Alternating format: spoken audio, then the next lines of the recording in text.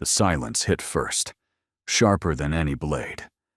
Carenza felt it slice through the ballroom like a winter wind, the music faltering, conversations dying mid-syllable, every rustling gown and clinking glass suddenly, dreadfully still. She stood in the center of the Ashford ballroom with 500 eyes fixed upon her, and the man before her looked at her as though she were something scraped from the bottom of his boot. "I asked you a question." His voice carried across the marble floors with the cold authority of someone who had never been denied anything in his life. Tall, dark-haired, with a face that would have been beautiful if not for the contempt twisting his features. "Who permitted you entry to this event?" Carenza's throat constricted. Her invitation was genuine. Lady Ashford herself had extended it through a mutual acquaintance, a kindness Carenza had barely believed when the letter arrived at their cramped lodgings 3 days prior. She had borrowed the gown from her landlady's daughter, spent hours pinning her auburn hair into something resembling fashionable, walked 2 miles in shoes that pinched because they couldn't afford a hackney cab. And now this. "I have an invitation," she managed, her voice steadier than her trembling hands. She reached for her reticule, but the man's gesture stopped her. "I'm certain you do. Forged, purchased, or stolen. The Fairclough family has not received a legitimate society invitation in 3 years, not since your father's disgrace became public knowledge." The whispers erupted like flames, catching dry kindling. Fairclough. The name spread through the crowd with poisonous speed. Carenza heard fragments. The forger, academic fraud, ruined 3 institutions. Shameless. None of it was true. Her father had been framed by a jealous colleague, but the accusations had destroyed him before he could prove his innocence. He died 6 months later, broken and bitter, and her family had been paying for his supposed sins ever since. "My father was innocent." The words came out before she could stop them. "He was never convicted of anything." "Absence of conviction is not the same as innocence, Miss Fairclough." The man's blue eyes were frozen and fathomless. "Your presence here is an insult to every respectable family in attendance. I must ask you to leave before you embarrass yourself further." Heat flooded Carenza's face, not just embarrassment now, but anger. Pure, blazing anger at the injustice of it all, at a society that condemned the innocent and rewarded the cruel, at this arrogant stranger who presumed to judge her father, her family, her very right to exist in the same room as his precious aristocracy. "And who are you," she said, her chin lifting, "to make such demands? This is Lady Ashford's home, not yours." The gasp that rippled through the crowd told her she'd made a terrible mistake. The man's expression flickered. Something that might have been surprise, quickly suppressed. "I am Caius Blackwell, Duke of Aldworth. Lady Ashford is my aunt. And you, Miss Fairclough, are trespassing on her hospitality." Duke. The word crashed through her awareness like a physical blow. She hadn't just challenged some pompous baron or self-important viscount. She had publicly defied a duke in his aunt's home, while wearing a borrowed dress and shoes that didn't fit. Her mother would faint when she heard. Her brother Merrick would probably laugh, which was almost worse. "I see." Carenza's voice sounded distant to her own ears. "Then I suppose I should apologize for the inconvenience of my existence. Your Grace." The sarcasm slipped out unbidden, a defense mechanism she'd developed over 3 years of social exile. She regretted it instantly. Or she should have regretted it. Instead, she felt a grim satisfaction at the way his jaw tightened. "Remove her," the Duke said to someone behind her. 2 footmen materialized at her elbows, their grips firm but not cruel. The crowd parted like the Red Sea, creating a corridor of shame toward the ballroom doors. Carenza could see every face, The matrons with their judgmental fans, the young ladies with their horrified fascination, the gentlemen with their cold indifference, or worse, their amusement. This was it. The complete and public destruction of whatever shred of reputation she had left. Tomorrow, every drawing room in London would buzz with the story of the Fairclough girl who dared to attend the Ashford ball and was thrown out by the Duke of Aldworth himself. She had almost reached the doors when a new voice cut through the silence. "Caius, what on earth is happening here?" Lady Ashford descended the main staircase with the measured elegance of a woman who had been hosting society events for 40 years, silver-haired, keen-eyed, draped in amethyst silk that matched the legendary Ashford jewels at her throat. "Aunt Philippa," the Duke's tone shifted, still cold but tempered with respect. "I was merely removing an uninvited guest." "Uninvited?"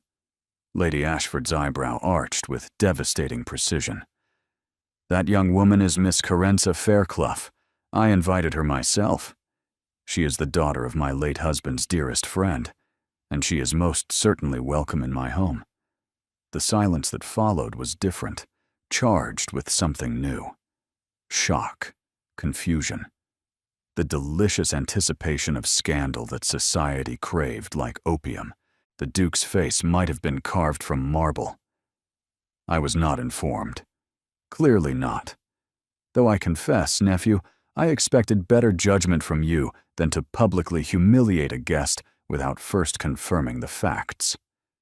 Lady Ashford reached Corenza and took her hand with surprising warmth. "My dear girl, I am mortified. Please accept my deepest apologies for this spectacle." Corenza didn't know what to say. She stood frozen between the footmen who had released her, her borrowed gown suddenly feeling less like a disguise and more like armor. "The apology should not come from you, Lady Ashford." The Duke's voice was strained now, the first crack in his glacial composure. "It should come from me." Every eye in the ballroom fixed on him, Corenza included. She watched something shift behind his cold blue gaze. Calculation.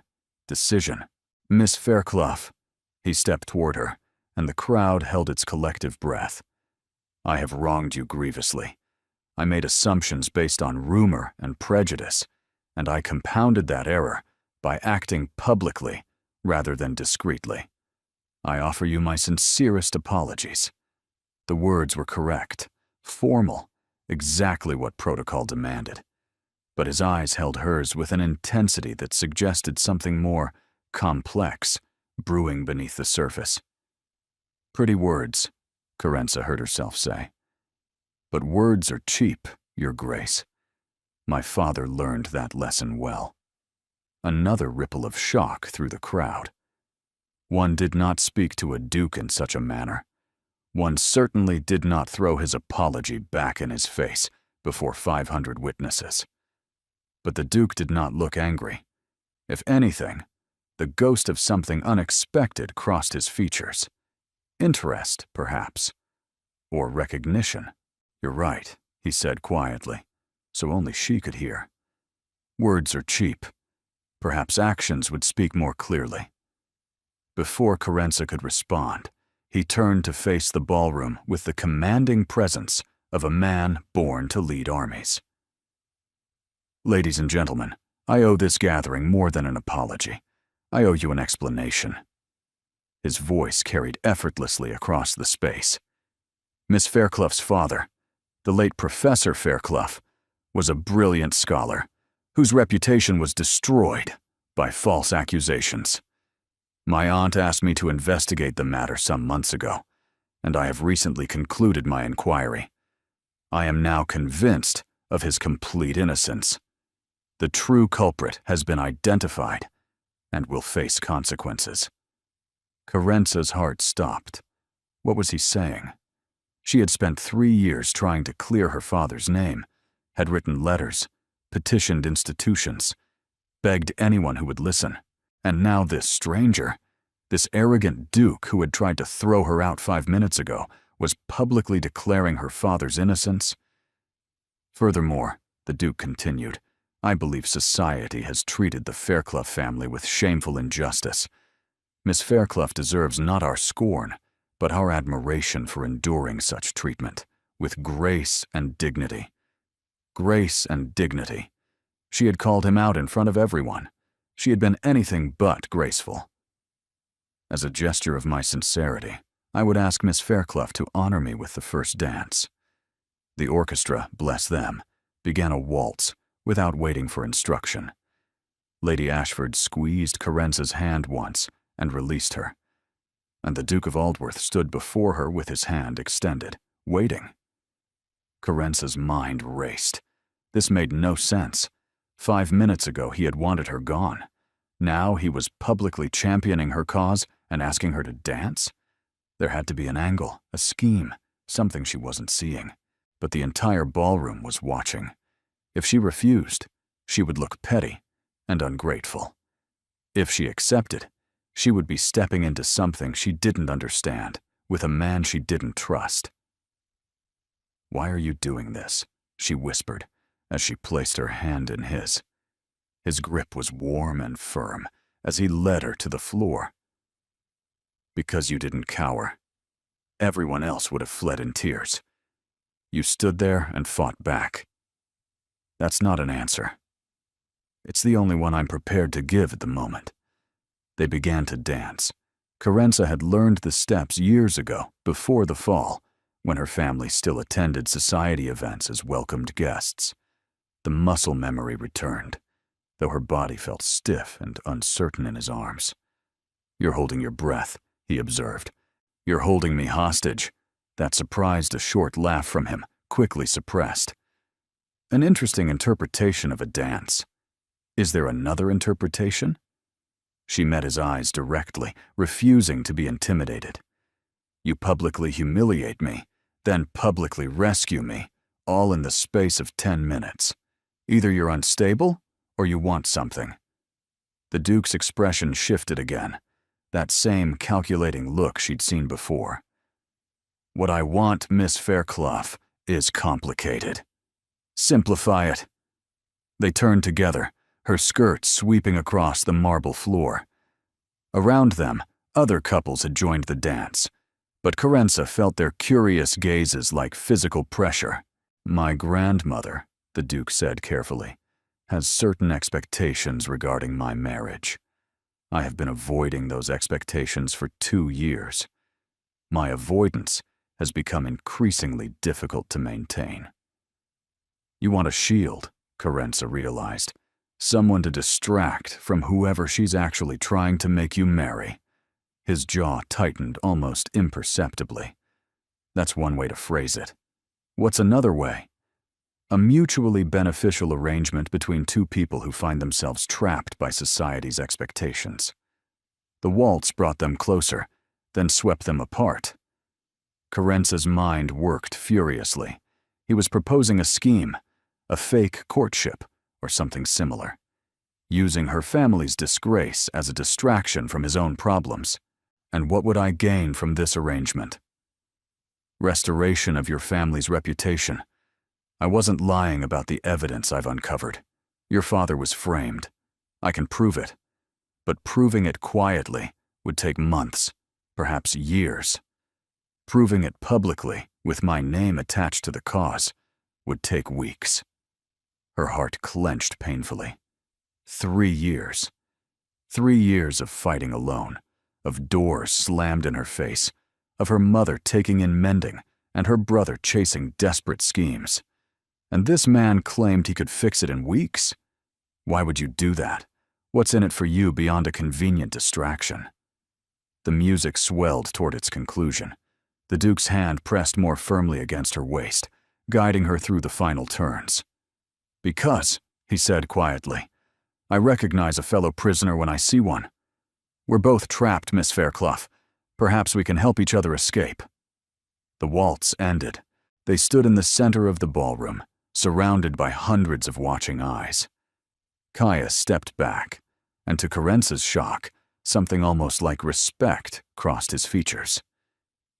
"My sister Tanith will find you shortly. She'll explain the details I cannot discuss here. After that, the choice is yours." He bowed, turned, and vanished into the crowd, leaving Carenza alone in the center of the ballroom with 500 questions and no answers. She didn't have to wait long. A young woman appeared at her elbow with the sudden grace of a summer storm, dark hair like her brother's, but with warm brown eyes that held none of his Arctic distance. She wore dove-gray silk and a smile that seemed genuinely delighted. "Miss Fairclough, you were magnificent." She grabbed Carenza's hands with startling familiarity. "I've never seen anyone speak to Caius like that. He's been insufferable for years, and you just called him out in front of everyone. It was glorious." I was terrified. "You didn't look terrified. You looked like a queen." The young woman squeezed her hands. "I'm Tanith, Caius's sister. We need to talk somewhere private before Lady Venetia spots us." "Lady Venetia?" Tanith's expression darkened slightly. "The woman my grandmother has decided Caius should marry. Blonde, beautiful, utterly venomous. She's been circling him like a shark all season, and grandmother keeps arranging intimate dinners that somehow always include her." She tugged Carenza toward a side door. "Come, I'll explain everything." They slipped through the door into a quiet gallery lined with portraits of stern-faced Ashford ancestors. Tanith checked the corridor both ways before speaking. "My brother is in trouble," she said without preamble. "Our grandmother controls a significant portion of the family fortune, separate from the ducal holdings. She's added a condition to her will. If Caius isn't officially betrothed by the end of the season, her entire fortune passes to our cousin, Declan, instead." "That seems extreme." "Grandmother is extreme. She's been trying to get Caius married for 3 years, ever since his fiancée jilted him for his best friend at their engagement ball." Carenza's eyebrows rose. "That's humiliating? Devastating? The worst scandal in a decade?" Tanith nodded. "All of those. Caius retreated completely afterward. He attends events when duty requires, but refuses any hint of courtship. Grandmother lost patience last month and changed her will. Now he has 6 weeks to find a fiancée, or he loses everything she controls. So he needs a fake betrothal. He needs someone society would believe he might actually choose, someone unexpected, someone who isn't Lady Venetia." Tanith's eyes sparkled. "Someone who publicly defied him and made him look like an ass in front of 500 people. Carenza laughed despite herself. "You're saying my humiliation was actually an audition? I'm saying fate has a sense of humor. Caius was planning to leave early tonight. He's been dodging grandmother's dinner invitations all week. Then you happened, and suddenly he sees a solution. I'm not a solution. I'm a disgraced scholar's daughter with no fortune and a borrowed dress. You're perfect." Tanith's eyes were fierce. "No one would believe Caius chose you for conventional reasons. It would have to be something else. Something romantic. Something that makes sense only to the heart and not the head. Like a whirlwind courtship sparked by a dramatic public confrontation?" "Exactly." Carenza pulled away, pacing the narrow gallery. Her mind churned through the implications. A fake betrothal to a duke. Her father's name cleared. Her family's reputation restored. In exchange for what? A few weeks of play acting? Attending events on a duke's arm? Pretending to be falling in love with a man made of ice? "What happens when it ends?" she asked. "When his 6 weeks are up and he's satisfied the terms of the will?" "You'll be released from the engagement quietly. Something about incompatibility or mutual agreement. By then, your family's reputation will be restored. You'll have connections, references. Caius will ensure you're positioned for a real match if you want one, or a respectable independence if you don't." It sounded too good, too convenient, too much like the kind of scheme that destroyed her father. And Lady Venetia, his grandmother, they'll just accept this? Tanith's expression grew serious. Lady Venetia will fight. She's wanted the Aldworth title since she was 15, and she doesn't lose gracefully. But Caius is the Duke. His choice is his choice. As for grandmother, she'll rage initially, but she loves him. If she believes this is real, she'll come around. If she believes it's real. Carenza stopped pacing. That's the problem, isn't it? We'd have to convince everyone, including a woman who's known your brother his entire life. Yes. Tanith didn't flinch from the truth. It would require commitment, appearances at every major event, private moments that become public knowledge, perhaps even genuine affection, or at least the appearance of it. Carenza thought of her mother's tired face, of Merrick's increasingly desperate schemes, of the cramped lodgings and the endless calculations of how to make pennies stretch. She thought of her father dying in disgrace when he deserved honor. And she thought of the Duke of Aldworth, cold and cutting, looking at her with something that might have been recognition. "I want conditions," she said. Tanith's smile widened. "Of course you do. Caius said you would. He said you had spine." "He said that? Among other things?" Tanith produced a small card from her reticule. "Write to him tomorrow. Name your conditions. He'll agree to any reasonable terms." "How do you know?" "Because he needs you more than you need him, Miss Fairclough. That's leverage. Use it." A door opened somewhere nearby. Voices echoed down the corridor. Tanith pressed the card into Carenza's hand and gestured toward a different exit. "Go back to the ballroom through that door. Find Lady Ashford. Stay close to her for the rest of the evening. Caius will keep his distance now. Let society speculate about what just happened. Tomorrow, everything begins." Carenza looked at the card. A simple address in elegant script. Aldworth House, Mayfair. "I haven't agreed yet." "No," Tanith said softly. "But you will, because you're not the kind of woman who walks away from a fight. And this, Miss Fairclough, is a fight worth winning." She vanished through the side door, leaving Carenza alone with the weight of the card and the portraits of dead aristocrats watching from the walls. The letter arrived at her lodgings at precisely 10 o'clock the following morning, carried by a liveried footman who looked comically out of place in their shabby street. Carenza's mother had paled at the sight of the Aldworth crest on the seal. Merrick had nearly choked on his breakfast. Now Carenza sat in the cramped parlor, reading the Duke's words for the 4th time. "Miss Fairclough, I understand you have conditions. I am prepared to hear them. My carriage will call for you at 2 o'clock.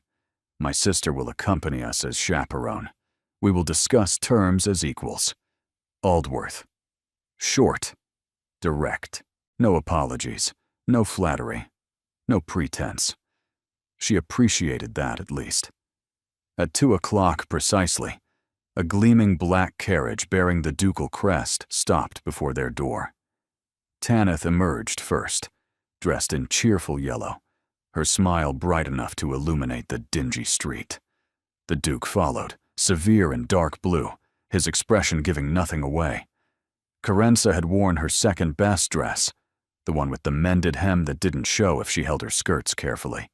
She refused to borrow again. If she was negotiating her future, she would do it as herself.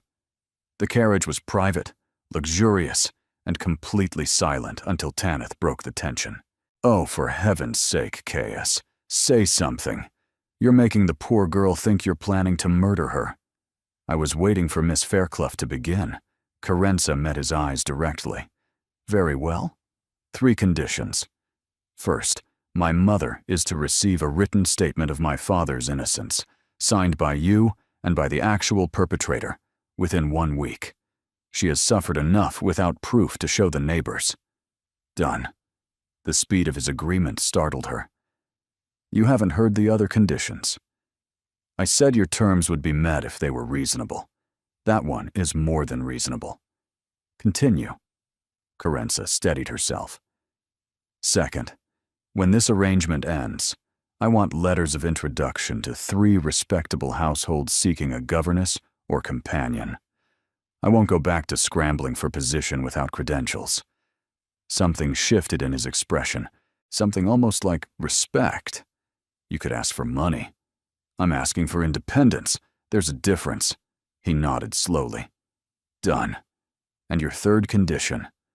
This was the one that mattered, the one she'd stayed awake all night considering. If, during this arrangement, you meet someone you actually wish to marry, you'll tell me immediately. I won't be used as a shield while you conduct a real courtship in secret.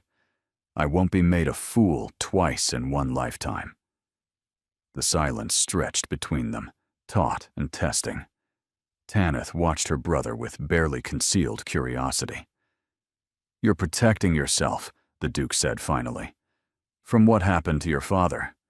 From being the last to know when the scheme falls apart. Yes, that's wise. He extended his hand across the carriage. You have my word. All 3 conditions. If I ever intend to end this arrangement for any reason, you will be the first to know. Not the last. Carenza looked at his outstretched hand. Elegant, powerful, attached to a man she barely knew and certainly didn't trust. But trust could be built. And she had been powerless for 3 years. This was a chance to be something else. She took his hand. His grip was firm and warm, sealing a bargain that would change everything. Then we have an agreement, she said. We have an agreement.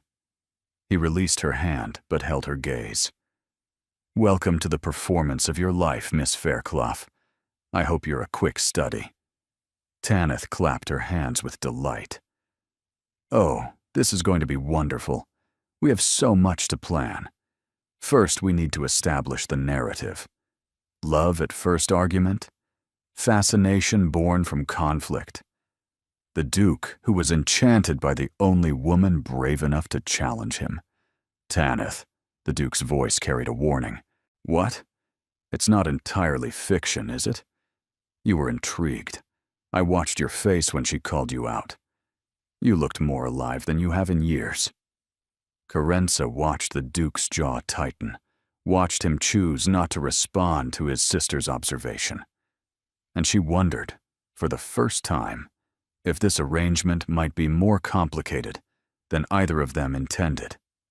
Aldworth House rose before the carriage like a monument to everything Carenza had lost. Cream-colored stone, columns that stretched toward the gray London sky, windows that caught the afternoon light and threw it back in golden sheets.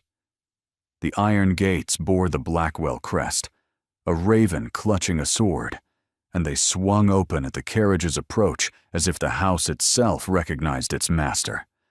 Carenza pressed her hands flat against her borrowed skirts to keep them from trembling. Breathe, Tanith murmured beside her. It's just a house. It's a palace. It is home. Tanith squeezed her arm.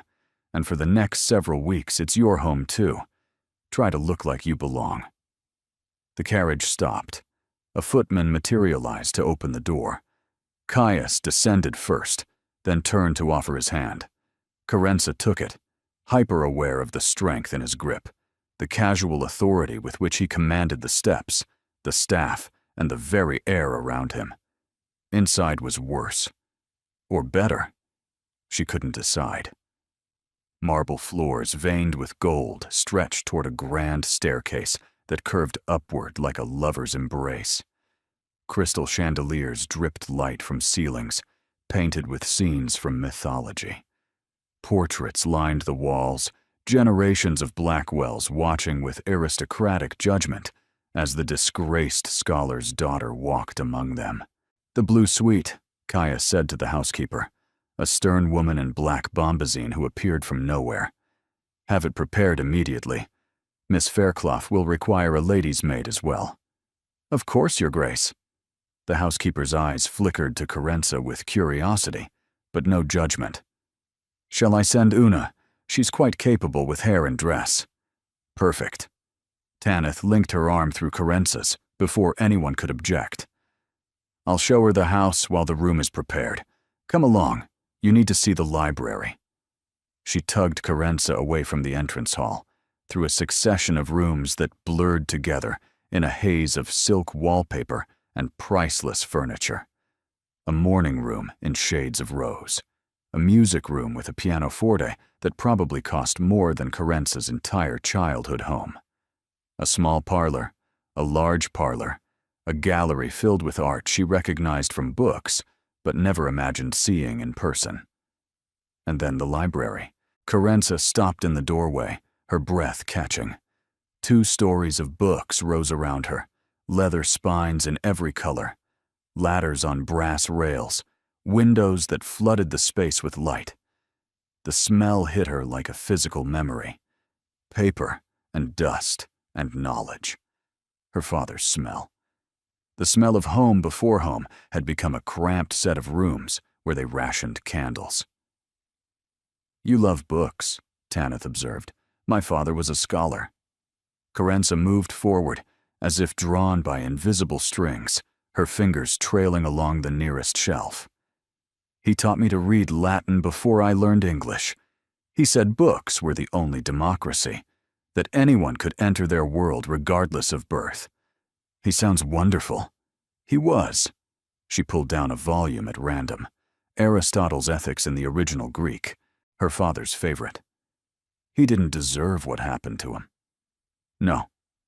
Tanith's voice was soft. And neither did you. They stood in comfortable silence until a maid appeared, a young woman with copper hair and a scattering of freckles across her nose. Miss Fairclough, I'm Una. Your room is ready. I thought you might want to rest before dinner. Rest. As if Carence could possibly rest in this house of wonders and terrors. But she let Una lead her through more corridors, up a different staircase, to a suite of rooms that made her want to weep. The blue suite. Walls papered in soft cerulean, a bed canopied in darker sapphire silk, windows overlooking gardens that stretched toward distant trees.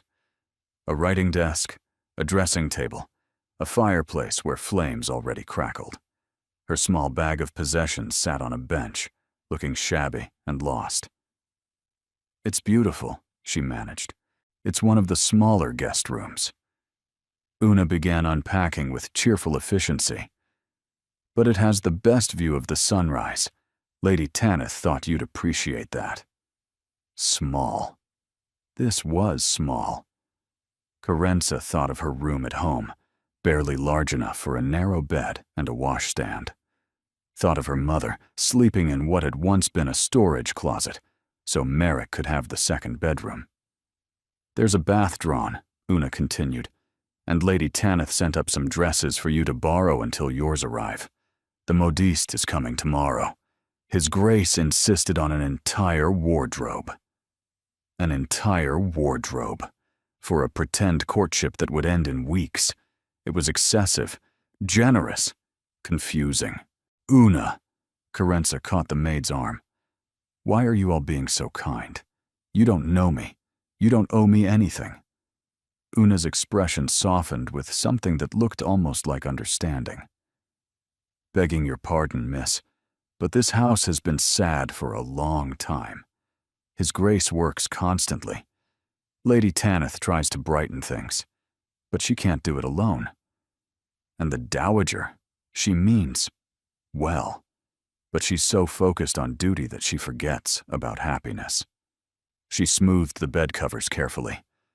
You're the first thing that's happened in years that feels like change. We're hoping you might be good for him. Good for him. The Duke of Aldworth, who looked at her with calculation and spoke with cold precision. The man who had humiliated her publicly before rescuing her just as publicly. She couldn't imagine being good for him. She could barely imagine surviving the next few weeks. But she let Una draw her a bath, let herself sink into warm water scented with lavender, let herself pretend, just for a moment, that she belonged. Later, Wrapped in a dressing gown softer than anything she'd ever owned, she sat at the window and watched the last light fade from the garden. Somewhere in this vast house, a duke was planning her future. Somewhere, a dowager was sharpening her claws. And somewhere, her mother was probably worrying herself sick over where her daughter had disappeared to. She should write home. She should explain everything. But how did one explain something like this? Dear Mother, I've agreed to pretend to be courted by a duke in exchange for clearing Father's name. Please don't worry. I'll be fine. Fine. As if anything about this situation could be described as fine. A soft knock interrupted her thoughts. Una appeared with a tray of tea and small sandwiches. Lady Tanith thought you might be hungry, miss, and she asked me to tell you that dinner is at 8, but you're welcome to take it in your rooms if you'd prefer. Carenza considered the offer. Hiding in her beautiful cage seemed appealing, but hiding wouldn't teach her how to navigate this world she'd stumbled into. I'll come down for dinner, she said. Thank you, Una. The maid smiled, something like approval in her eyes. Very good, miss. I'll lay out a dress for you. Something simple but elegant. First impressions matter. First impressions. Carenza had already made hers, sleeping on a borrowed dress and sarcasm. Whatever came next couldn't possibly be worse. Tomorrow, she would face the dowager. Tomorrow, the real performance would begin. Tonight, she would simply breathe. The Dowager Duchess of Aldworth did not descend staircases. She manifested, appearing in the morning room at precisely 11 o'clock, as if she had always been there, and the rest of the world had simply failed to notice. She was smaller than Carenza expected, silver-haired, severe-featured, dressed in unrelenting black that somehow looked more elegant than any ball gown. Her eyes were the same frozen blue as her grandson's, but where his coldness felt like armor, hers felt like weaponry. So, the single syllable cracked through the room like a whip. This is the Fairclough girl. Carenza rose from her seat and curtsied with the careful precision her mother had drilled into her years ago. Your Grace, thank you for allowing me to stay in your beautiful home. It's not my home. It belongs to my grandson. I merely occupy rooms in the east wing out of his sufferance. The dowager's gaze swept over Carenza from head to foot, missing nothing. The dress is acceptable. The posture is adequate. The accent is better than I expected. Who educated you? My father, Your Grace, and my mother, who was a gentleman's daughter before her marriage. The dowager settled into a chair without invitation and gestured for Carenza to sit. And now your father is dead. Your family is ruined, and you've somehow convinced my grandson to champion your cause. Impressive, considering you met him less than 24 hours ago. There was no point in pretense. The dowager clearly knew everything already. I convinced him of nothing, Your Grace. He made his own decision. Did he?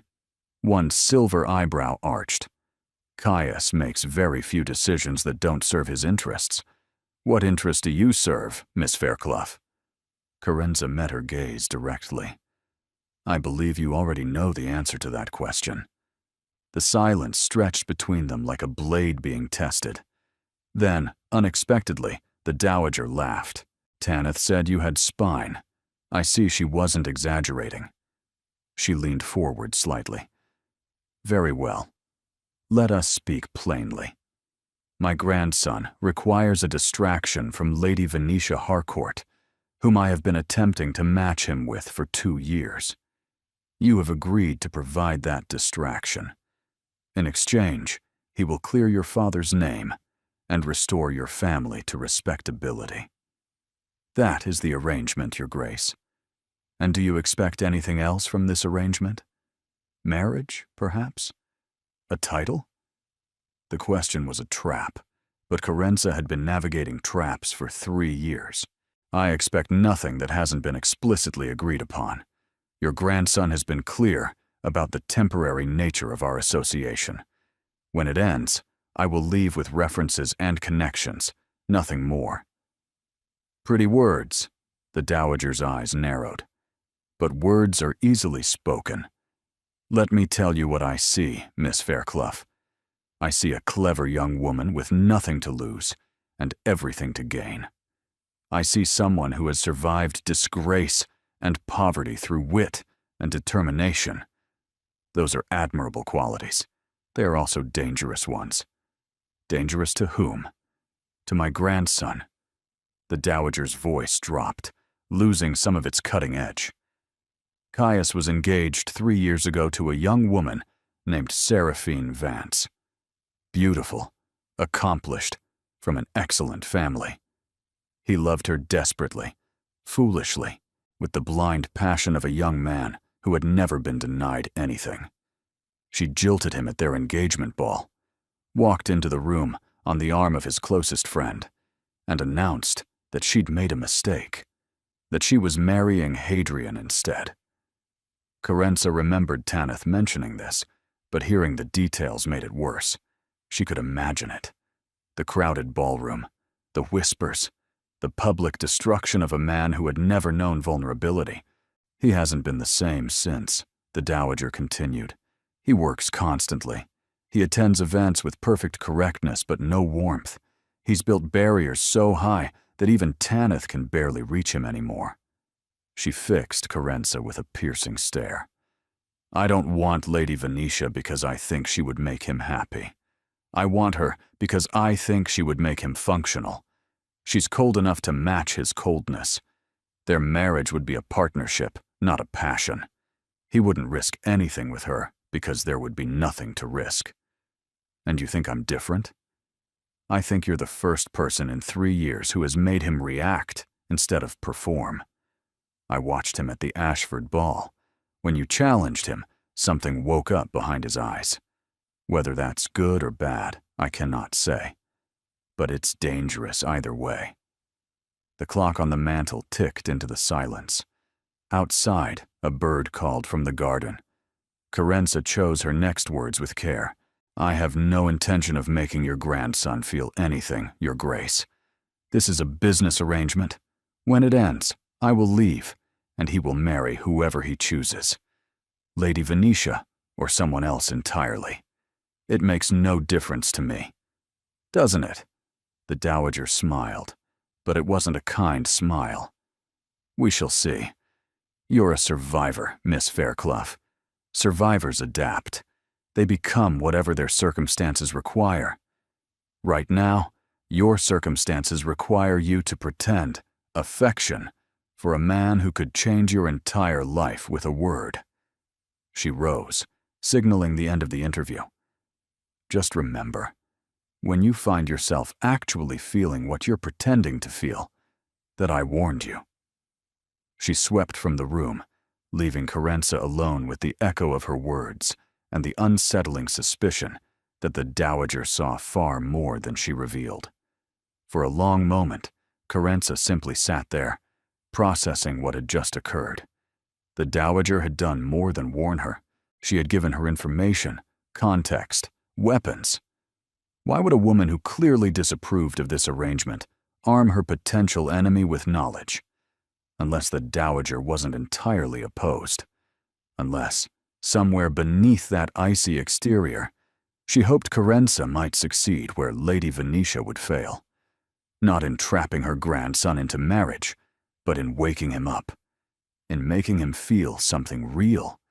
It was a dangerous hope for everyone involved. Carenza rose slowly, smoothing her borrowed dress, and went to find Tanith. She had questions, and the younger Blackwell sister seemed the only one willing to give honest answers. He found her in the library that evening, as she had hoped he would. The sun had set an hour ago, painting the windows amber before fading to indigo. Carenza had lit a single lamp at the reading desk, unwilling to summon servants for something so simple, and had lost herself in a volume of Catullus that reminded her painfully of her father. You met my grandmother." She looked up to find Caius standing in the doorway, still dressed in the formal clothes he'd worn to whatever parliamentary session had occupied his afternoon. His cravat was loosened slightly, the first imperfection she'd seen in his appearance. "She's terrifying. She's protective." He moved into the room, and she noticed the weariness in his shoulders, the slight drag in his usually precise steps. "She warned you away from me, I assume." "In a manner of speaking." Carenza closed her book carefully. "She told me about Seraphine Vance." The name landed like a stone in still water. Caius stopped moving, his face going carefully blank. "Did she?" "She wanted me to understand what I was dealing with. A man who builds barriers, who works constantly to avoid feeling, who might wake up when challenged, but retreats immediately afterward." Carenza met his eyes. Was she right? The silence stretched between them, but it felt different than the dowager's pointed silences. This was something rawer, more uncertain. "My grandmother," Caius said finally, "understands facts. She doesn't understand context." He moved to the shelf nearest her, pulling down a volume apparently at random. "Seraphine didn't just jilt me. She explained, in front of 300 guests, exactly why I was unsuitable. Too cold," she said. "Too controlled, incapable of genuine emotion. She said marrying me would be like marrying a beautifully carved statue." Carenza's chest tightened. That's cruel. It was honest. Or she believed it was. He turned the book over in his hands without looking at it. "The irony is that I felt everything for her. Every foolish, consuming, terrifying thing a man can feel. I simply couldn't show it the way she wanted. And when she threw that in my face publicly, I decided she was right. If controlling my emotions made me a statue, then I would be the finest statue ever carved. No one would ever see me vulnerable again." It was the most he'd said to her at once, the most personal thing he'd revealed. Carenza sensed that speaking it aloud cost him something. "That sounds exhausting," she said quietly. Something shifted in his expression. Surprise, perhaps, or recognition. "It is." She rose from the desk, moving toward him carefully, as one might approach a wounded creature. "I know something about performance, about wearing masks so long you forget you have a face underneath. My family spent 3 years pretending we weren't destroyed, pretending we had hope, pretending we didn't cry ourselves to sleep, wondering how we'd survive another month. And now I'm here, in a Duke's library, wearing borrowed clothes and planning a fake courtship that might restore everything we lost." She stopped a few feet from him, close enough to see the individual threads of silver in his cravat. "Your grandmother thinks I'm dangerous, that I might make you feel things. She doesn't realize that I'm just as dangerous to myself." His eyes searched her face with an intensity that made her breath catch. "What do you mean?" "I mean that you're not the only one who's afraid of wanting things." The words came out before she could stop them. "For 3 years, I've wanted nothing except survival. Kept my expectations small. Didn't let myself dream because dreams hurt when they shatter. And now you're offering me everything I've lost, and I'm terrified to reach for it. Because you think it will be snatched away. Because it always is. Because people like me don't get happy endings. We get temporary reprieves followed by worse disasters." Caius set the book down on a nearby table. His hand rose, then stopped, as if he'd thought better of touching her. "What if this time were different? Is that a promise? It's a possibility." His voice was low, uncertain, in a way that seemed foreign to his nature. "I don't know how to promise things anymore. I don't know how to offer more than exactly what was agreed upon. But I know that when you challenged me at that ball, I felt more awake than I have in years. And I know that terrifies me just as much as it terrifies you." The lamp flickered, casting shadows across his face. In this light, he looked younger, less like a statue, more like a man who had been hurt badly and was only beginning to consider the possibility of healing. "We're quite a pair," Carenza said softly. "Two people too afraid to want anything, pretending to want each other. Perhaps that's why it might work. Neither of us is expecting a fairy tale. No, just survival." "Just survival," he agreed. But his eyes held hers for a moment longer than necessary, and she saw something there that looked almost like hope. The next morning, a small package appeared outside her door. Inside was a volume of Catullus, the same poem she'd been reading, in an edition far finer than any she'd ever owned. The note inside was brief. "For your collection. Whatever happens, this is yours to keep." C. Carenza pressed the book to her chest and allowed herself, for just one moment, to want. The Pemberton Ball was the event of the season, and everyone who mattered knew it. 300 guests in the grandest ballroom in London, chandeliers dripping crystal fire, an orchestra imported from Vienna, and enough gossip to fuel drawing-room conversations for months. Carenza stood at the top of the entrance staircase, her heart hammering against her ribs like a trapped bird.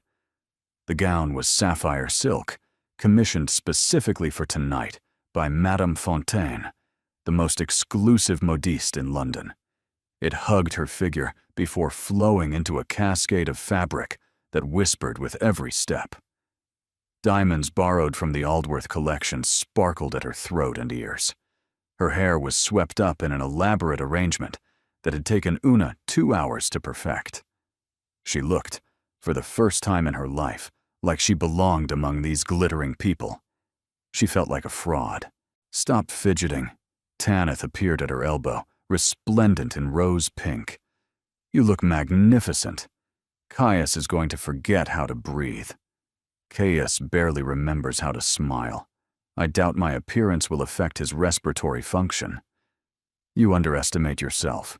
Tanith squeezed her arm. "And you underestimate him. He's been pacing the library for an hour. I've never seen him nervous before a ball." Before Carenza could respond, the Duke himself appeared. He wore black evening clothes that somehow made him look both more severe and more handsome than she'd ever seen him. His eyes found hers immediately, and something stirred in their blue depths. "Miss Fairclough." His voice was formal, but his gaze lingered on the curve of her neck, the diamonds at her throat. "You look acceptable?" she offered, echoing his words from weeks ago. The ghost of a smile crossed his features. "I was going to say extraordinary, but acceptable works too." Tanith made a delighted sound and vanished into the crowd with suspicious speed, leaving them alone at the edge of the ballroom. "Everyone is watching," Carenza murmured. "Let them." Caius offered his arm. "That's the point, isn't it? The Duke of Aldworth, publicly besotted with the Fairclough girl. We might as well give them something to remember." They descended into the ballroom together, and the whispers began immediately. Carenza caught fragments as they moved through the crowd. Stunning transformation. "Can you believe it? The disgraced scholar's daughter. He looks at her like she's made of starlight. That last one made her stumble slightly." Caius's hand covered hers on his arm, steadying her. "Courage," he said quietly. "You've faced worse than ballroom gossip." "Have I?" "You faced me, at Lady Ashford's, when you thought I was just another arrogant lord trying to throw you out. You were an arrogant lord trying to throw me out." "True. But you didn't know I was a duke. You challenged me without knowing my rank. That takes either tremendous courage or tremendous foolishness." "Can't it be both?" He laughed. Actually laughed. A sound that turned heads throughout the ballroom. Carenza realized with a start that she'd never heard him laugh before. Not really. Not like this, warm and unguarded and genuine. Several matrons lowered their fans to stare. A cluster of young ladies whispered behind gloved hands. Even the dowager, stationed near the refreshment table like a general surveying her troops, seemed momentarily surprised. "You should do that more often," Carenza said. "Do what?" "Laugh. It transforms your entire face." Something flickered in his expression, too quick to name. "I haven't had much reason to laugh lately. And now I have you. God help us both." The orchestra began a waltz. Without asking, Caius led her onto the floor. "We didn't discuss dancing," she protested weakly. "We're discussing it now." His hand found her waist, and the warmth of it spread through her like brandy. "I'll lead. You follow. Try not to look like you're being tortured." "I'm not." "You're holding your breath again." She released it deliberately, forcing her shoulders to relax. They began to move, and somehow her body remembered what to do. Turn, sweep, and glide. His hand pressed firmly against her back, guiding her through the steps, with an ease that suggested years of practice. "You're good at this," she admitted. "I'm good at most things that require control and precision. Modest, too. Modesty is for people who have something to prove." But his eyes crinkled slightly at the corners. "My mother insisted on dancing lessons from the age of 6. She said a gentleman who couldn't waltz was no gentleman at all." "She sounds formidable." She was. Something softened in his expression. "She died when I was 12. Fever took her in 3 days. My father never recovered. I'm sorry. Don't be. She lived fully while she was here. That's more than most people manage." The waltz swept them across the floor, past watching eyes and whispering mouths. Carenza caught glimpses of the dowager, watching with narrow assessment, of Tanith, beaming with barely concealed delight, of other couples who parted to make way for them, as if recognizing royalty in their midst. She found herself studying him as they moved together, cataloging the small details she'd missed before, the faint lines at the corners of his eyes that deepened when he smiled, the way his hand guided her with firm certainty, the scent of him, sandalwood, and something darker, something uniquely his. "You're staring," he observed. "I'm observing. There's a difference." "Is there?" "Staring is rude. Observing is educational." His lips twitched. "And what have you learned from your observations?" "That you're more comfortable leading than following. That you've done this 1,000 times, but tonight feels different to you.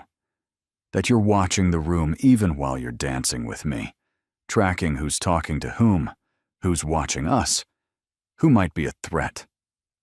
His hand tightened almost imperceptibly at her waist. "You see a great deal. I learned to watch people when I couldn't participate.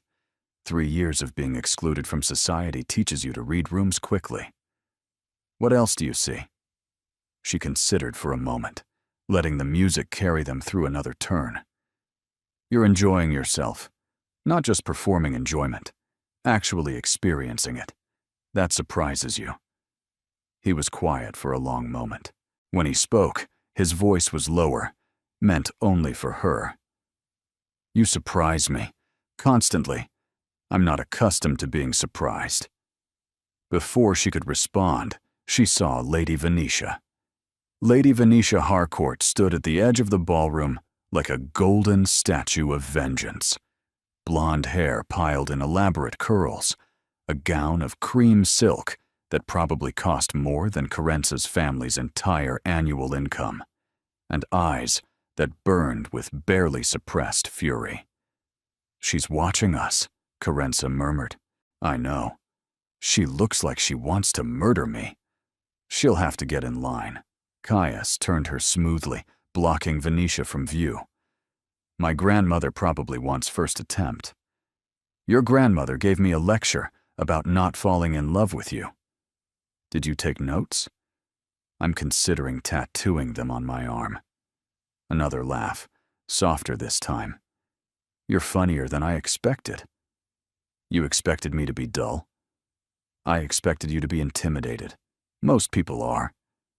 Most people haven't spent 3 years being spat on by society. After that, one more disapproving aristocrat is hardly terrifying. The waltz ended. They stood facing each other, slightly breathless, while the ballroom erupted in applause that seemed directed at them. "Walk with me," Caius said. "There's a terrace through those doors. We can escape for a moment." They slipped through the French doors into cool night air. The terrace overlooked gardens lit by paper lanterns, a fairy landscape of light and shadow. Other couples strolled the paths below, their laughter drifting upward like music. "You survived," Caius observed. "The night isn't over yet. The worst part is, you've been seen. You've been accepted, or at least tolerated. Tomorrow, the invitations will arrive. The Ashford picnic, Lady Chester's garden party, the Whitmore musical. More performances. Yes." He leaned against the balustrade, looking out over the gardens. "Does that bother you?" "Everything about this bothers me." Carenza moved to stand beside him. "But not in the way you might think." "How then?"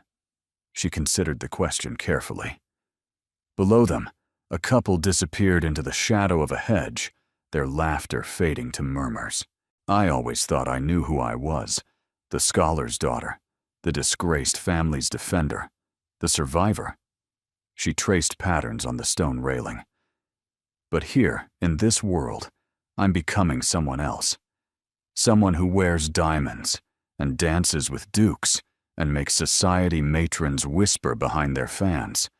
And I don't know if that person is real or just another mask. Maybe both." His voice was quiet. "Maybe we're all just collections of masks, and the only real question is which ones we choose to wear." "That's depressing." "It's honest." He turned to face her, his expression unreadable in the lamplight. "I've worn the Duke's mask for so long I barely remember what's underneath. But with you..." He stopped. The silence stretched between them, charged with something neither of them had named. "With me?" she prompted. "With you, I find myself wanting to take it off. That terrifies me." Before Carenza could respond, a voice cut through the darkness like shattered glass. How touching. Lady Venetia emerged from the ballroom doors, her smile as cutting as a blade. Behind her came 2 other women, blonde and beautiful and cruel-eyed. The Duke of Aldworth, confessing his feelings to a nobody on a terrace. Venetia's laugh was musical and vicious. "What would your grandmother say?" "My grandmother would say that interrupting private conversations is vulgar." Caius's voice could have frozen fire. "Which it is." "Private?" Venetia's eyebrow arched. "Nothing is private at a ball, Your Grace. Everyone saw you dancing with her. Everyone heard you laughing." She pronounced the word like an accusation. The Duke of Aldworth, who hasn't laughed in 3 years, suddenly enchanted by the daughter of a disgraced fraud. "My father was innocent," Carenza said evenly. "Was he? Or did your new protector simply decide to rewrite history?" Venetia stepped closer, her perfume cloying and aggressive. "I've known Caius since we were children. I know what he's capable of. Falsifying evidence to serve his purposes would be nothing to him." The accusation landed like a blow. Carenza looked at Caius, searching for denial, but his face had gone carefully blank. "Is that true?" she asked. "Of course it's true," Venetia answered before he could. "He didn't investigate your father's case. He manufactured a convenient narrative. And you believed him because you were desperate." "That's enough." Caius's voice was ice. "Leave, Venetia. Now. Or what? You'll have me thrown out? That would be quite the scandal." She smiled triumphantly. "Face it, Caius. This little charade of yours is pathetic. Everyone knows you're using her to avoid your grandmother's expectations. Everyone knows she's using you to escape poverty. The only people who don't seem to realize how transparent you both are you." She swept back into the ballroom, her companions trailing like satellites around a malevolent star. Carenza's hands were trembling. She pressed them flat against the balustrade, trying to steady herself. "Is it true?" she asked again. "Did you manufacture the evidence?" "No." The word came out harsh, immediate. "I investigated. Properly. My aunt asked me to look into your father's case months ago, as a favor to her late husband's memory. The evidence against your father was fabricated by his colleague, a man named Ashworth, who was jealous of his work. I found the original documents, the testimonies Ashworth suppressed. Everything I told you is real." "Then why didn't you deny it when she accused you?"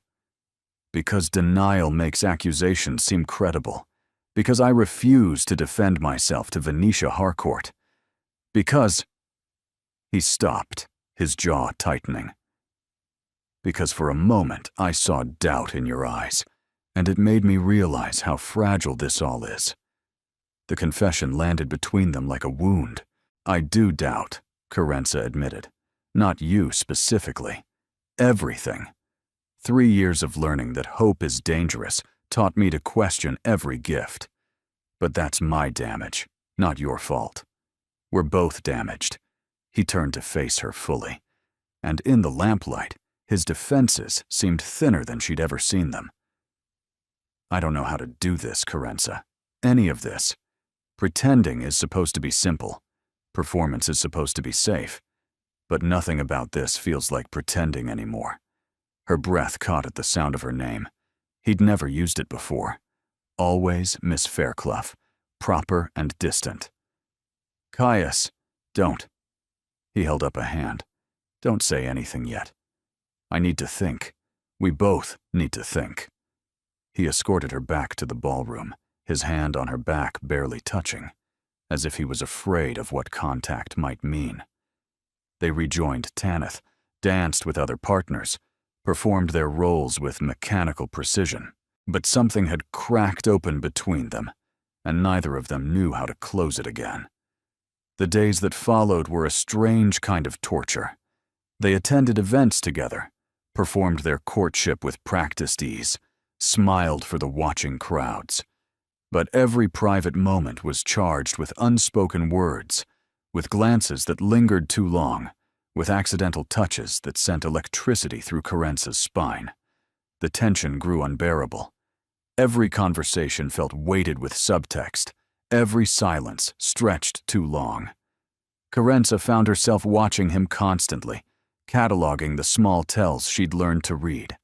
The slight tightening around his eyes when he was tired, the way his fingers tapped against his thigh when he was thinking, the almost imperceptible softening of his expression when he thought no one was looking. She was falling. She knew it with the certainty of someone watching a cliff crumble beneath their feet. And she didn't know how to stop. She tried to remind herself of all the reasons this was foolish.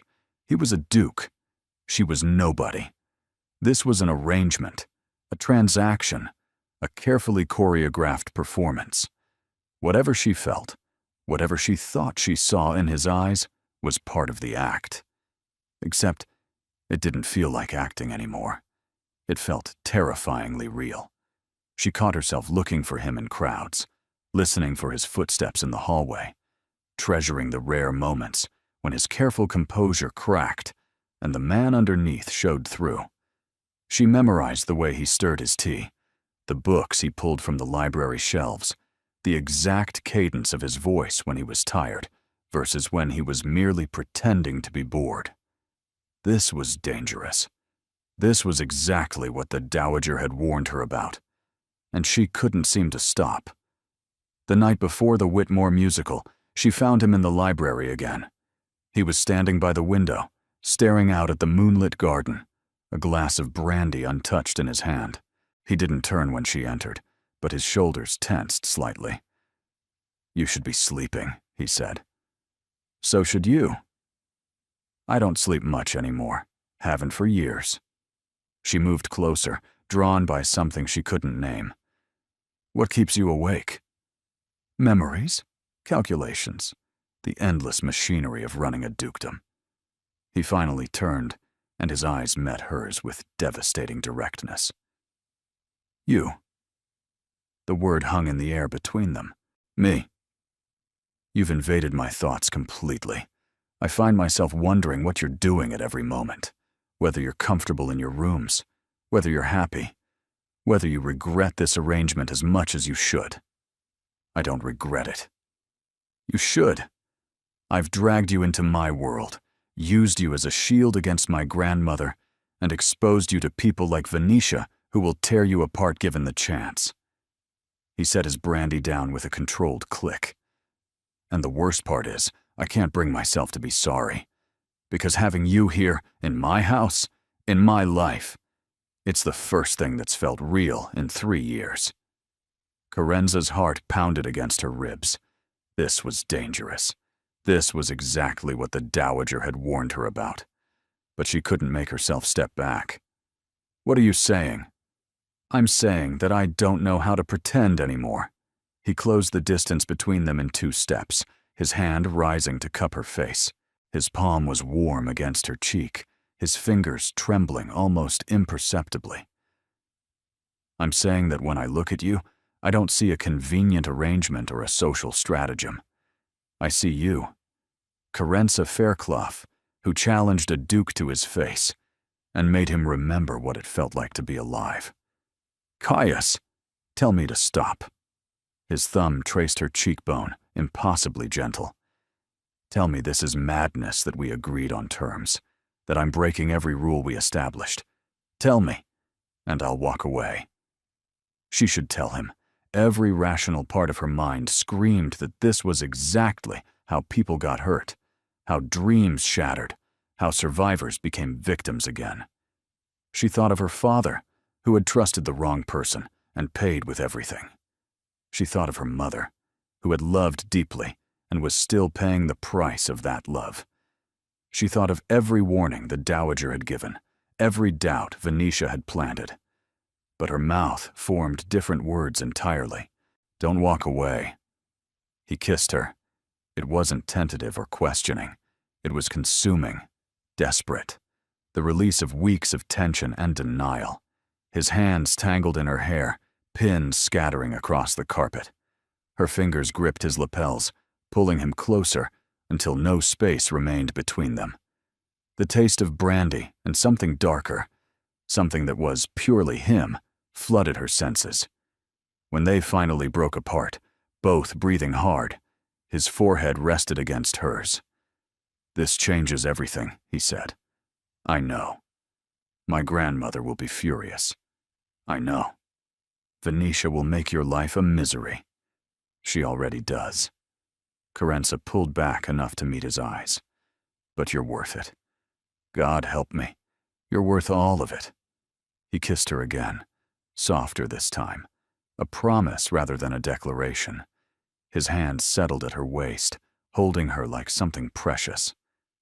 I don't deserve you, he murmured against her lips. Probably not. But you have me anyway. They stood in the moonlit library, wrapped around each other, and for one perfect moment, nothing else mattered. The gossip of society, the machinations of his grandmother, and the venom of Lady Venetia, all of it faded into insignificance against the simple reality of this, of them, of the impossible thing growing between 2 people who had sworn never to want anything again. Then the door crashed open. How touching. The Dowager's voice was arctic, and how profoundly disappointing. The next morning destroyed everything. Carenza woke to chaos, raised voices echoing through the hallway, servants moving with barely controlled panic, Tanith appearing at her door with tears streaming down her face. You have to come, she gasped. Grandmother is... She's... What happened? She knows. About last night. About everything. One of the servants saw you in the library, and... The rest was lost as Carenza threw on a dressing gown and followed Tanith to the morning room where catastrophe waited. The Dowager stood by the fireplace, her face carved from stone. Caius stood opposite her, still in last night's clothes, looking like he hadn't slept at all. Between them, like a gleaming snake, sat Lady Venetia, dressed in impeccable mourning clothes, with a smile of pure triumph. Ah. The dowager's gaze fixed on Carenza. The architect of this disaster arrives. "Grandmother," Caius began. "Silence."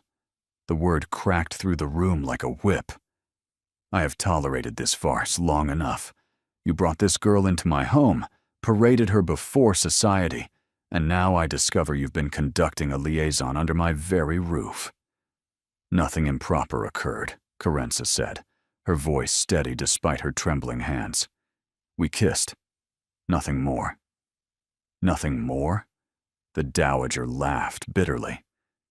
"You kissed the Duke of Aldworth, a man who is expected to marry Lady Venetia Harcourt, and you call it nothing more."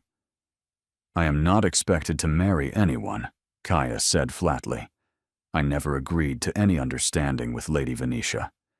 You will agree now." The dowager pulled a document from her pocket. "I have been patient, Caius.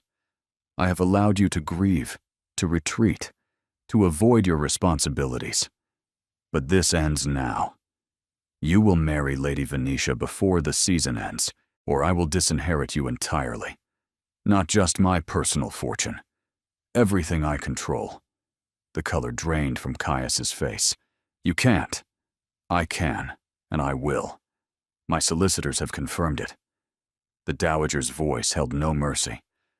"The ducal estate is entailed, but my fortune, my properties, my connections, all of it goes to Declan unless you do as I say. This is blackmail. This is family duty, something you seem to have forgotten." The dowager turned her icy gaze on Carenza. "As for you, Miss Fairclough, you will leave this house within the hour. Your services as a distraction are no longer required." Carenza felt the floor tilt beneath her. "The evidence about my father will be released regardless. I keep my promises, even when my grandson breaks his." The dowager's lip curled slightly. "You'll have your father's reputation back, but you will never see my grandson again." "Grandmother, you cannot dictate whom I see." "Watch me!" The dowager swept toward the door. "Lady Venetia, I believe you have arrangements to discuss with my grandson. Miss Fairclough, my housekeeper will assist with your departure." She vanished, leaving devastation in her wake. Venetia rose, smoothing her skirts with satisfaction. "I'll give you a moment to say goodbye. It's the least I can do for a vanquished rival." Her smile was poison. "Don't worry, Miss Fairclough. I'll take excellent care of him." She left, and suddenly Carenza and Caius were alone with the wreckage of everything they'd built. "I won't do it." Caius's voice was raw. "I won't marry her. You have to. Your grandmother can disinherit me, can take everything. I don't care." He crossed to her, gripping her hands. "Stay. Fight this with me. We'll find another way." "There is no other way." Tears burned Carenza's eyes, but she forced them back. "Your grandmother controls your fortune, your connections, and your place in society. Without her support, you lose everything. And I won't be the reason for that." "You're not a reason. You're the only thing that matters." "No." She pulled her hands free, stepping back. "No, Caius. We agreed this was temporary. We agreed. Damn what we agreed." His voice cracked. "Everything changed. You know it did. Last night was a mistake." The lie tasted like ash. A moment of weakness. It didn't mean anything. His expression shattered. Actually shattered, revealing devastation beneath. "You don't mean that." "I have to mean it." Carenza moved toward the door, every step in agony. "This was always going to end. Your grandmother just accelerated the timeline." "Carenza, don't." She paused at the threshold, not looking back. "Don't make this harder than it already is. Marry Venetia. Secure your fortune. Live your life. What about you? I'll survive. I always do. She fled before he could see her cry. The walk back to her room felt endless. Every corridor reminded her of something. The gallery where Tanith had first explained the scheme. The morning room where the dowager had issued her warning. The library where everything had changed. She had been happy here. Terrifyingly, wonderfully happy. And now she had to pretend that happiness meant nothing. Una helped her pack in silence. The beautiful dresses, the diamonds, the borrowed life, all of it stayed behind. Carenza left with only what she'd brought. Her worn carpet bag, her mended dress, and the catullus that Caius had given her. She paused at the door of the blue suite, looking back one last time at the room that had briefly been hers. The bed where she'd dreamed of possibilities. The window where she'd watched the sunrise. The desk where she'd written letters home, describing a life she couldn't quite believe was real. It had never been real. She saw that now. It had always been borrowed, just like everything else in her life since her father's fall. The carriage ride home was a blur of tears and recrimination. She had known. From the very beginning, she had known this would end badly. Had warned herself, built defenses, tried to protect her foolish heart. And still she had fallen. Still she had let herself believe that maybe, just maybe, this time would be different. The cramped lodgings looked even smaller after Aldworth House. Her mother's face, lined with worry, broke into relief when she saw Carenza at the door. My darling, what happened? We received a letter saying you were returning. But it's over. Carenza set down her bag. The arrangement. Everything. It's over. Oh, sweetheart. Don't. She held up a hand. Don't comfort me. I can't bear it right now. She retreated to her tiny room and did not emerge for 3 days. On the 4th day, Merrick burst through her door. You have a visitor. Send them away. I tried. She won't leave. He was grinning, which seemed inappropriate given Carenza's devastation. She says she's Lady Tanith Blackwell, and she's brought what appears to be half a modista's shop in her carriage. Carenza sat up slowly. Tanith? Come downstairs. You need to hear what she has to say. She found Tanith in their cramped parlor, looking utterly out of place in her elegant dress amid their worn furniture. But her smile was warm, and her eyes held something that looked like hope. You look terrible, Tanith said. Thank you.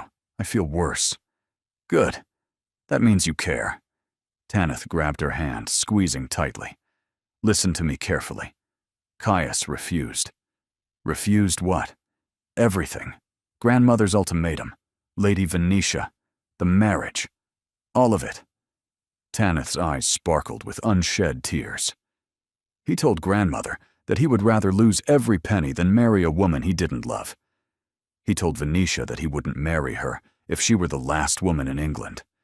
He told the entire ton at the Whitmore musical last night that he had been a fool to let the woman he loved walk away.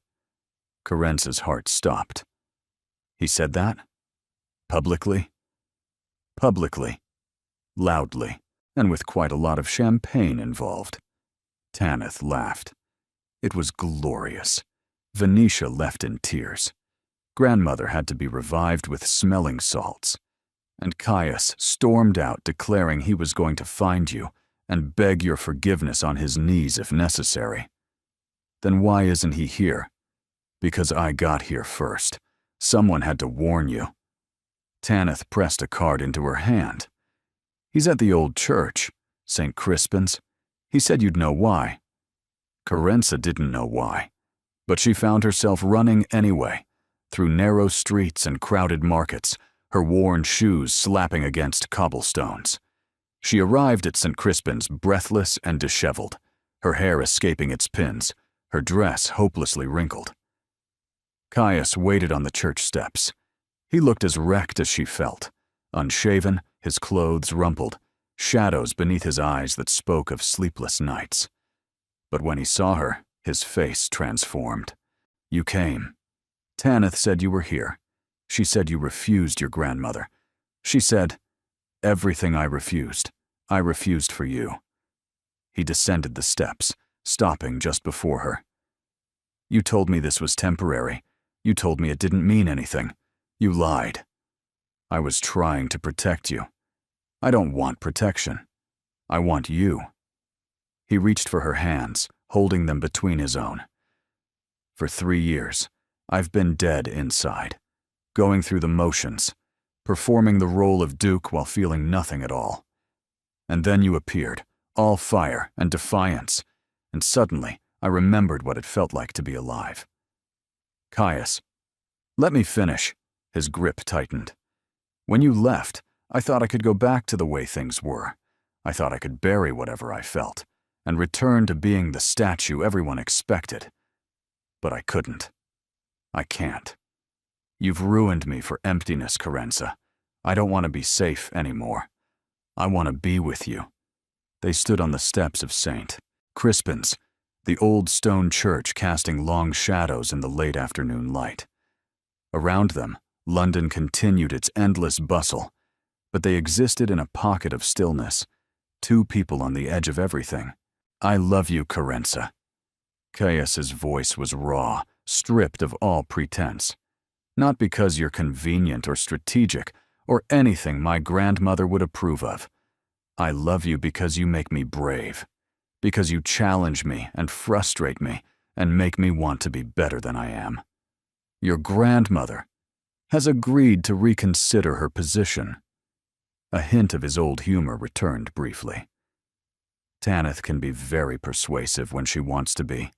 Apparently, she threatened to elope with a dancing master if grandmother didn't relent. Despite everything, Carenza laughed. She didn't. She absolutely did. Grandmother was horrified. His expression grew serious again. We have her conditional support. It's not approval, not yet, but it's a start.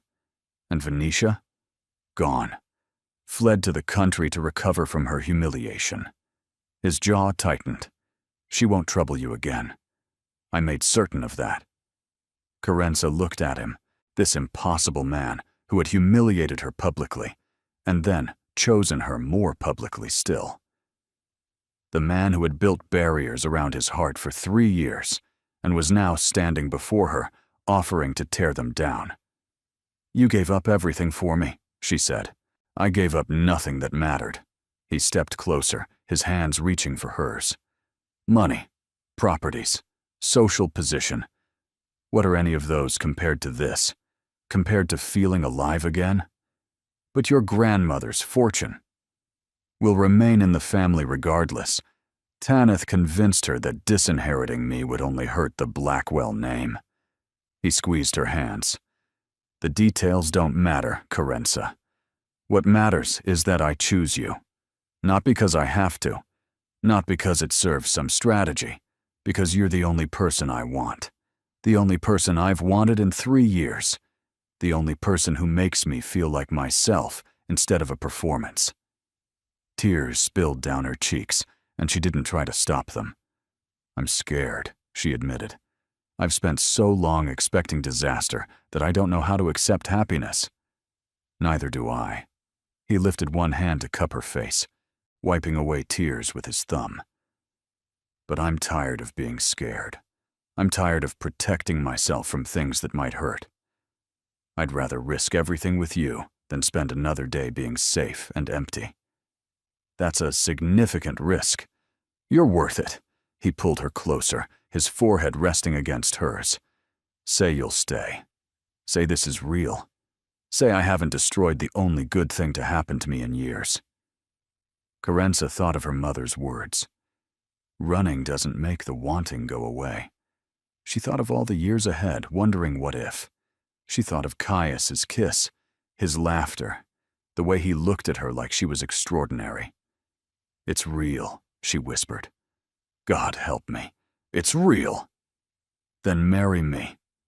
The words hung between them like a promise, like a prayer, like the answer to a question she hadn't known she was asking. What? Marry me. He pulled back just enough to meet her eyes, his gaze fierce and certain. Not because of arrangements or schemes or grandmother's ultimatums, not because society expects it, or because it would be advantageous. Marry me because I love you, and you love me, and that's the only thing that matters. Marry me because I can't imagine facing another day without knowing you'll be there. Marry me because you make me better, braver, more alive than I ever thought I could be. You're proposing on church steps after we both look like we haven't slept in days? I'm proposing wherever you are, because wherever you are is where I want to be. He smiled, and it transformed his entire face. Besides, St. Crispin's seemed appropriate, the patron saint of impossible causes. Is that what I am? An impossible cause? No. He kissed her forehead, her cheeks, and the corner of her mouth. You're the most possible thing that's ever happened to me, the most real, the most worth fighting for. Carenza looked at him, this man who had started as an adversary and become something she couldn't live without. She thought of all the reasons to say no, the social barriers, the family complications, the years of difficulty that surely lay ahead. Then she thought of all the reasons to say yes, his hand in hers, his laugh in her ears, the way he looked at her, like she was the only thing worth seeing. Yes, she said, 1,000 times, yes. He kissed her on the steps of St. Crispin's, in full view of passers-by, who would certainly gossip, and Carenza Fairclough didn't care at all. When they finally broke apart, she was laughing and crying simultaneously. We should go back, she said. Tell your grandmother. Face whatever comes next. Together. Together. They walked back to Aldworth House hand in hand, and when they arrived, even the dowager couldn't entirely hide the softening in her expression. I see you've made your choice, she said to Caius. I have. And you? The dowager turned to Carenza. Do you understand what you're choosing? The scrutiny, the judgment, the endless work of proving yourself worthy? Carenza met her gaze directly. I've spent 3 years proving myself worthy of survival, Your Grace. I think I can manage proving myself worthy of happiness. A long silence. Then, unexpectedly, the dowager smiled. Perhaps, she said slowly. You'll do after all. It wasn't approval. Not quite. But it was a beginning. The Ashford Midsummer Ball was the setting, perfectly symmetrical with where everything began.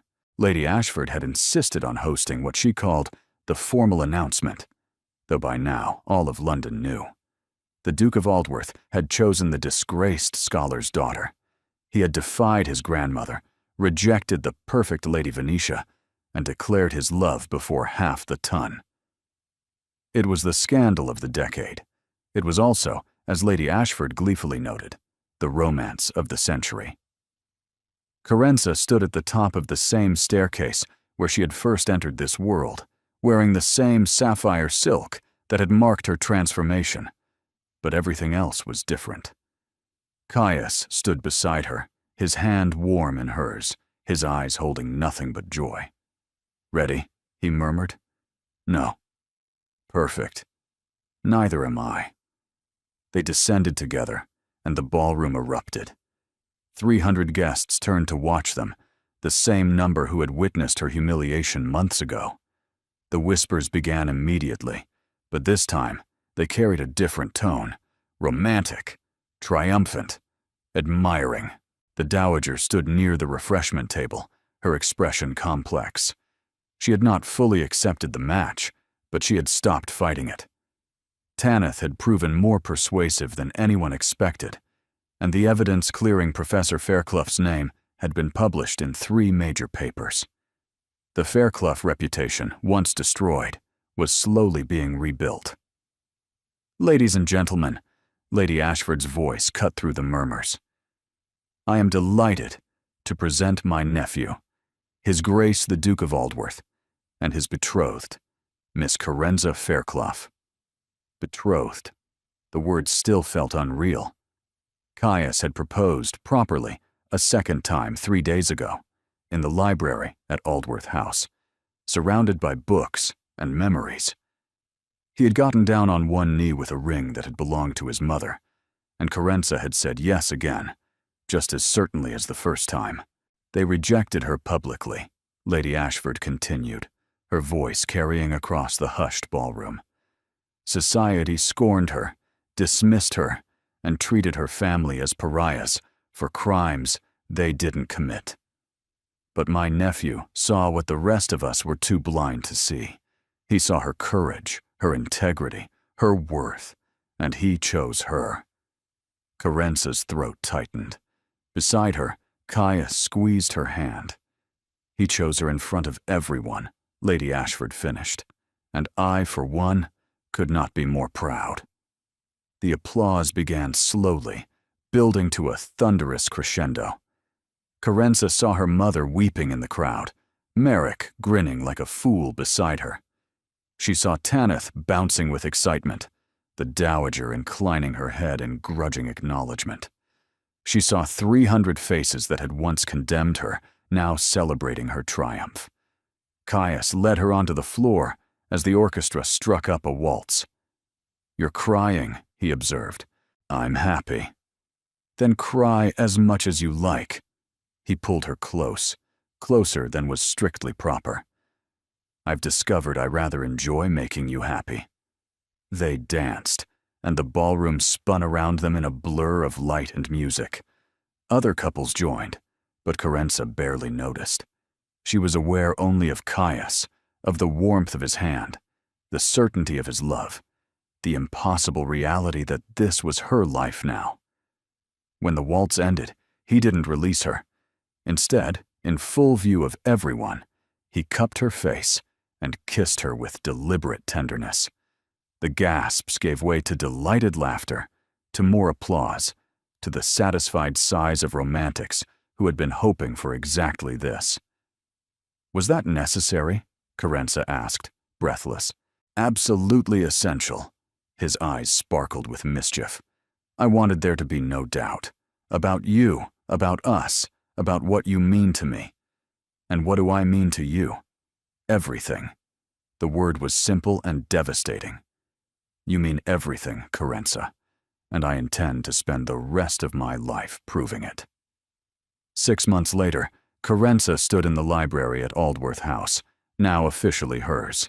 She was arranging her father's books on a new shelf that Caius had commissioned specifically for them. The collection had been recovered from storage, carefully restored, and placed here where they belonged. She came across a letter tucked into one of the volumes, written in her father's careful hand, addressed to her, but never sent. "My dearest Carenza, if you're reading this, I am gone, and I am sorry. Sorry for the disgrace I brought upon our family. Sorry for the burden I left you to carry. But I want you to know that none of it was your fault. The world can be cruel to those who dare to seek truth. It can punish honesty and reward deception. But that doesn't mean honesty isn't worth pursuing. Find someone who sees your value, my darling girl. Someone who loves your courage and your fire. Someone who chooses you not despite the difficulties, but because of them. You deserve to be chosen, Carenza. You deserve to be loved. Be brave, my darling. Be happy. Your loving father." Tears streamed down her face.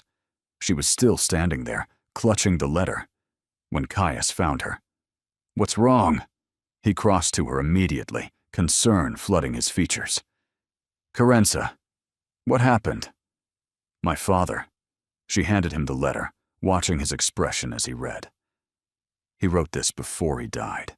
He wanted me to be brave, to be happy, to find someone who chose me."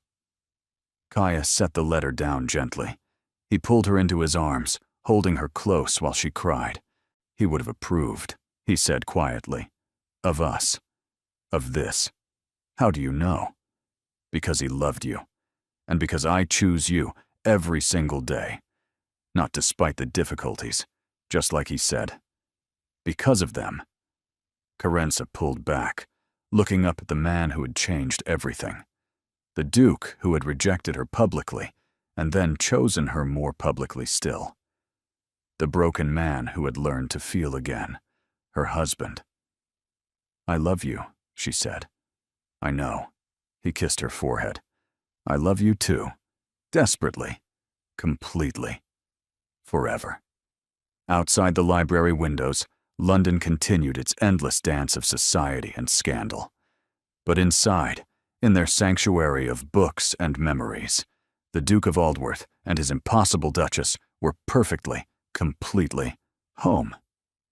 In the years that followed, they built a life together that defied every expectation. Carenza established a foundation in her father's name, providing scholarships to young scholars from modest backgrounds. The Dowager eventually admitted, in her own grudging way, that perhaps love matches weren't entirely foolish. Tanith married a viscount who adored her, and Merrick found steady employment managing one of the Aldworth estates, his scheming days finally behind him. Their first child, a daughter with her father's blue eyes and her mother's stubborn chin, arrived on a winter morning when snow blanketed the gardens. Caius held her with the reverent wonder of a man who had finally learned that the world contained more than duty and obligation. She's perfect, he whispered. She's loud, Carenza countered, though she was smiling through tears, just like her mother. Exactly like her mother. Thank God. They attended the Ashford Ball every year, on the anniversary of everything changing. They descended the same staircase, danced the same first waltz, and scandalized society by kissing in public, like newlyweds, even after years of marriage. And every year, without fail, someone would retell the story. They rejected her publicly, the story would go. Society scorned her, dismissed her, and treated her like nothing. Her father had been disgraced, her family ruined, her future destroyed. She had nothing but borrowed dresses and borrowed hope. They whispered about her behind their fans and laughed at her presumption. But then the Duke chose her, another voice would add, in front of everyone. He saw what no one else could see. He challenged society itself for her. He gave up everything that was supposed to matter because she mattered more. He chose her. Carenza would smile when she heard it, her hand finding Caius's across the table or the ballroom or wherever they happened to be when the tale was told again. I did, he would say quietly, for her ears alone. And I would do it again. Every time, in every life, in every world where we might exist. Forever. And she would always believe him, completely, because she knew it was true. Because every day, in small ways and large, he continued to choose her, not the scholar's daughter or the Duchess or any of the roles she played. Her, Carenza, the woman who had challenged him when she had nothing to lose, and who had stayed when she had everything to gain. Some endings weren't really endings at all. They were beginnings, disguised as conclusions. Promises made not at the altar, but in every moment after, in every choice to stay, to fight, and to love despite the fear. They were proof that the world could surprise you, that hope could be rewarded, that love could triumph over every obstacle society placed in its path. This was theirs, and it was only the beginning. Thank you for being here. You are the reason these stories exist, because you believe in love that chooses courage over convenience, in characters who fight for happiness despite the odds, in endings that feel earned and true. Your presence makes this space warm and welcoming, and I'm grateful for every moment you spend with these characters. Do you have a favorite line or scene? Your engagement helps me understand what moves you, what keeps you listening, and what kinds of stories to create next. Consider subscribing if you'd like more romances with emotional depth and genuine character growth. Thank you for being here. You make this community what it is.